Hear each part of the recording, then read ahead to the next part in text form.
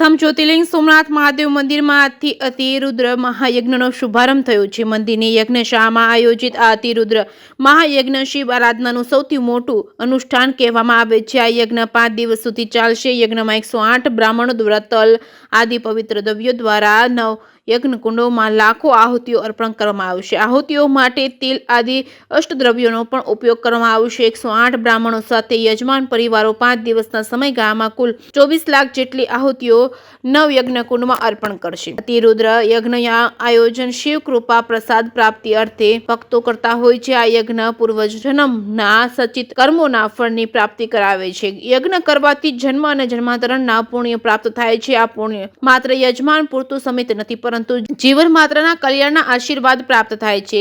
યજ્ઞ દ્વારા આત્માની શુદ્ધિ થાય છે અને ઉપરાંત આકાશ મંડળમાં યજ્ઞમાંથી નીકળતો આહુતિઓ ધૂપ પણ શુદ્ધતા પ્રદાન કરે છે, જેનાથી આભા મંડળની પણ શુદ્ધિઓ થાય છે। આ યજ્ઞ થવાથી યજમાન અને સર્વ જીવનું કલ્યાણ થાય છે, મનની ઈચ્છાઓ પરિપૂર્ણ થાય છે અને ભગવાન સોમનાથ ભક્ત પર પ્રસન્ન થાય છે। સોમનાથ તીર્થના દ્વાદશ જ્યોતિર્લિંગોમાંનું પ્રથમ સ્થાન ધરાવે છે। આ એક પુણ્ય ભૂમિ છે। ચંદ્રમાએ પણ પોતાના દોષોના નિવારણ માટે પ્રભાસ તીર્થમાં આવી તપ કર્યું હતું અને ભગવાન સોમનાથને પ્રસન્ન કર્યા હતા। આવી પવિત્ર ભૂમિ પર જે કોઈ શિવ ભક્ત યજ્ઞ, જપ અને અભિષેક અથવા તો અન્ય ધર્મ કાર્યો કરે તેમની મનોકામના તત્કાલ પૂર્ણ થાય છે। સોમનાથ મહાદેવ તેમના પર પ્રસન્ન થાય છે। જકે સિંહ ગુજરાતી સાથે મહેશ વાજા, સોમનાથ। મારું નામ પિયુષ જાની છે।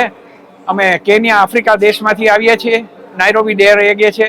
અમારો પૂરો પરિવાર જાની પરિવાર ઉપમન્યુ ગોત્ર છે અમારું, અને મારા પુત્રને પ્રેરણા થઈ અતિરુદ્ર યજ્ઞ કે જે પવિત્રમાં પવિત્ર સોમનાથ તીર્થ સ્થાન છે ત્યાં પ્રેરણા મળી, તો સહકુટુંબ બધા પરિવાર સાથે આવ્યા છીએ અને યજ્ઞનો આનંદ માણી રહ્યા છીએ। જય સોમનાથ।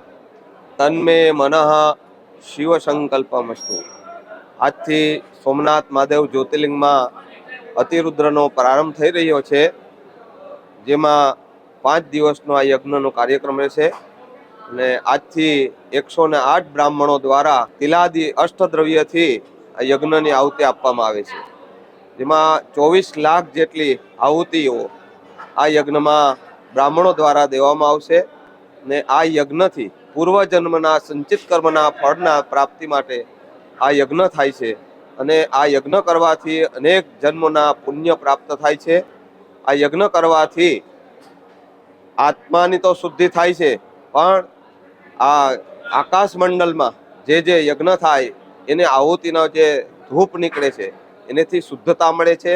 એમ આત્માની પણ શુદ્ધિ થાય છે અને આભા મંડળની પણ શુદ્ધિ થાય છે। આનેથી કરી જીવ માત્રનું આ યજ્ઞથી કલ્યાણ થાય છે અને યજમાનનું પણ આ યજ્ઞથી કલ્યાણ થાય છે। યજ્ઞ કરવો એ તો બહુ મોટું જ મહત્વ છે, પણ યજ્ઞ થતો હોય ત્યારે જ એના દર્શન થઈ જાય। એ સાક્ષાત યજ્ઞ છે, નારાયણનું સ્વરૂપ છે। એ નારાયણનું સ્વરૂપના દર્શન કરવાથી પોતે કોઈ પણ ભક્તજન છે પાવન થાય છે અને પોતાના આત્માને શુદ્ધિતા પ્રાપ્ત કરે છે આ યજ્ઞથી। સોમનાથ તીર્થ 12 જ્યોતિર્લિંગમાં પ્રથમ સ્થાન છે અને ચંદ્રમાએ પણ પોતાના દોષના નિવારણ માટે કરી પ્રભાસમાં આવી અનેક વર્ષો સુધી જેમને તપ કરી ને ભગવાન સોમનાથને પ્રસન્ન કર્યા, એવી આ પુણ્ય ભૂમિ ઉપર જે કોઈ શિવ ભક્ત યજ્ઞ કરે છે, જપ કરે છે, અભિષેક કરે છે, અનેક ધર્મ કાર્યો કરે છે, એને તાત્કાલિક પોતાના મનની ઈચ્છાઓ પરિપૂર્ણ થાય અને સોમનાથ એની માથે પ્રસન્ન થાય છે।